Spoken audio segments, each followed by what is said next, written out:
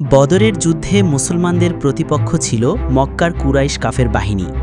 একদিকে রাসূলুল্লাহ সাল্লাল্লাহু আলাইহি ওয়াসাল্লামের নেতৃত্বে ৩১৩ জন সাহসী মুসলমান মুজাহিদ, অন্যদিকে আবু জাহেলের নেতৃত্বে কয়েকগুণ শক্তিশালী কাফের বাহিনী।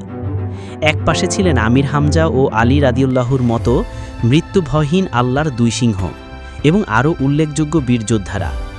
অন্য পাশে ছিল অহংকারী দাম্ভিকরা, আবু জাহেল, উতবা ইবনে রাবিয়া, উমাইয়া ইবনে খালফ এবং তাদের হাজার হাজার অনুসারী। আর সবচেয়ে আশ্চর্যের বিষয় হলো, এই দুই দলের প্রতিপক্ষরা ছিল নিজেদের আত্মীয়, আপনজন। কিন্তু মুসলমানরা সত্য ইসলাম ধর্ম টিকিয়ে রাখতে এবং ইসলামের বিজয়ের স্বাদ পেতে যুদ্ধ করেছে। অন্যদিকে কাফেররা তাদের অহংকার টিকিয়ে রাখতে এবং ইসলাম ও মুসলমানদের ধ্বংস করতে মরিয়া হয়ে উঠেছিল। এটি ছিল এমন এক যুদ্ধ যেখানে একদল আল্লাহ ও রাসূল সাল্লাল্লাহু আলাইহি ওয়াসাল্লামের জন্য জীবন দিতে প্রস্তুত, আরেক দল মরিয়া ইসলামকে পৃথিবী থেকে চিরতরে মুছে ফেলতে। আবু জাহেল এতটাই দুরাচারী হয়ে উঠেছিল যে মুসলমানদের নিশ্চিহ্ন করাই হয়ে উঠেছিল তার একমাত্র লক্ষ্য। আপনি জানলে অবাক হবেন, এই ইসলামের শত্রু অহংকারী ও দাম্ভিক আবু জাহেলের মৃত্যু হয়েছিল দুই কিশোর সাহাবীর হাতে। বদরের মতো ভয়ানক যুদ্ধ না হলে রাসূলুল্লাহ সাল্লাল্লাহু আলাইহি ওয়াসাল্লাম হয়তো তাদের যুদ্ধে অংশগ্রহণের অনুমতিই দিতেন না। ছোট্ট একটা কথা, আপনি কি কখনো আমার মতো মনে মনে ভেবেছেন, যদি আমার জন্ম সেই যুগে হতো, আল্লাহ যদি চাইতেন, তাহলে ওই ৩১৩ জন সাহাবীদের সাথে আমিও যুদ্ধে অংশগ্রহণ করতাম, প্রিয় নবীজির জন্য নিজেকে উৎসর্গ করে দিতাম? যদি আপনি কখনো এসব ভেবে থাকেন তাহলে প্লিজ কমেন্ট করে বলবেন। প্রিয় দর্শক, আসুন জেনে নেই কি হয়েছিল আবু জাহেল এবং তার অনুসারীদের শেষ পরিণতি। যখন দুই পক্ষের যুদ্ধ শুরু হলো, তখন পরিস্থিতি ভয়ানক হয়ে উঠল। আক্রমণ ও পাল্টা আক্রমণের ধুলোয় অন্ধকার নেমে আসে বদরের প্রান্তরে। শত্রুর আক্রমণের দাপটে পেছনে ফিরে তাকানোর কোনো সুযোগ নেই। দুই পক্ষের তুমুল লড়াইয়ে আকাশ ভারী হয়ে ওঠে প্রাণপণ চিৎকারে, তাজা রক্তে ভিজতে থাকে মরুভূমির ধূসর প্রান্তর। পরিস্থিতি ধীরে ধীরে আরও ভয়াবহ হয়ে উঠল। এরই মাঝে বদরের এক প্রান্তে দেখা যায় কুরাইশ নেতা আবু জাহেল মাটিতে লুটিয়ে কাতরাচ্ছে।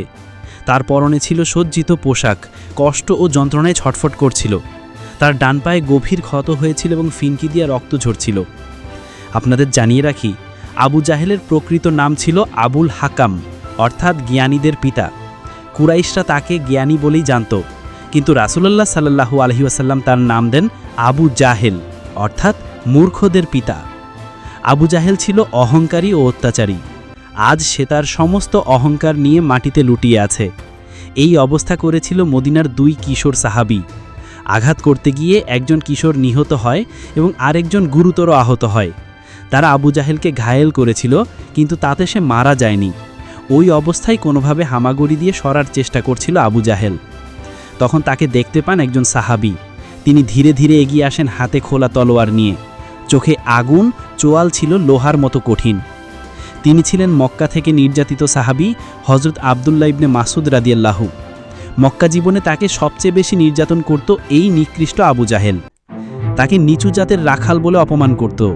তিনি আবু জাহেলের সামনে গিয়ে বলেন, হে আল্লাহর শত্রু, চেয়ে দেখো আজ তোমার কি পরিণতি হয়েছে। আল্লাহ তোমার অহংকার ধূলিসাৎ করে দিয়েছেন।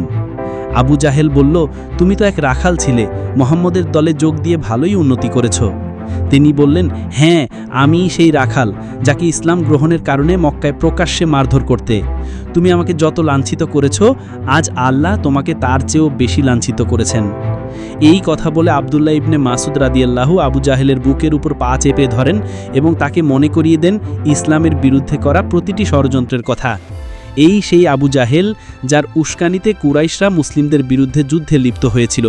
এই সেই আবু জাহেল যে মক্কার মুসলমানদের উপর অমানবিক নির্যাতন চালিয়েছিল। আজ সেই পাপিষ্ঠ অহংকারী দাম্ভিক শুয়ে আছে মৃত্যুর দ্বার প্রান্তে। হযরত আব্দুল্লাহ ইবনে মাসউদ রাদিয়াল্লাহু বলেন, হে আল্লাহর শত্রু, আমি তোমার মস্তক বিচ্ছিন্ন করে নেব, এটাই হবে তোমার উপযুক্ত শাস্তি। আবু জাহেল তখনও অহংকার ধরে রেখে বলল, এটা তো তোমার ভাগ্যের ব্যাপার। তুমি একজন সম্মানিত কুরাইশ নেতাকে হত্যা করতে যাচ্ছ। এর আগে কখনোই তুমি আমার মতো কাউকে শত্রু হিসেবে পাওনি। আফসোস, তোমার মতো এক রাখালের হাতে মৃত্যু না হয়ে যদি আমার মতো কোনো সম্ভ্রান্ত ব্যক্তির হাতে আমার মৃত্যু হতো। শেষ মুহূর্তেও সে অহংকার ত্যাগ করতে পারেনি। মৃত্যুর আগে তার অনুরোধ ছিল, তুমি যেন আমার গলা গোড়া থেকে কাটো, যাতে মোহাম্মদের সামনে যখন আমার মাথা উপস্থাপন করা হবে তখন যেন তা মাটিতে পড়ে না থাকে, বরং কিছুটা উপরে উঠে থাকে। এমন ঘৃণিত মৃত্যুর মুখেও তার অহংকার রয়ে গিয়েছিল। অবশেষে ঠিক যেভাবে সে চেয়েছিল সেভাবেই তাকে হত্যা করা হয়, আর তার সমস্ত অহংকার চিরতরে ধ্বংস হয়ে যায়। আশা করি এই সংক্ষিপ্ত ইতিহাস আপনাদের ভালো লেগেছে। এই ভিডিওটি ভালো লাগলে লাইক, কমেন্ট ও শেয়ার করতে ভুলবেন না। আর এমন আরও ইসলামিক ভিডিও দেখতে আমাদের চ্যানেলটি সাবস্ক্রাইব করুন। দেখা হবে পরের ভিডিওতে। আল্লাহ হাফেজ।